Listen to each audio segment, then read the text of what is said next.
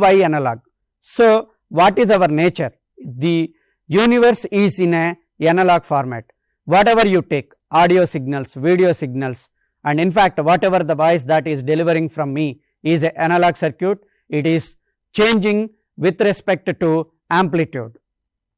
So, nature itself is analog, and all the microprocessors or the computers cannot understand the electronic circuits, electronic signals directly. So, these electronic circuits form a bridge between analog nature to digital systems, and the analog is all the analog circuits cannot be understood by all the analog signals cannot be understood by microprocessors directly. We need to convert this analog into a digital format, and again the digital processing can be easier. I mean, as we discussed, I mean, digital has a fast processing and less susceptibility noise and all those things, but analog is essential as long as the universe and the nature exists. So, you cannot imagine without analog any nature.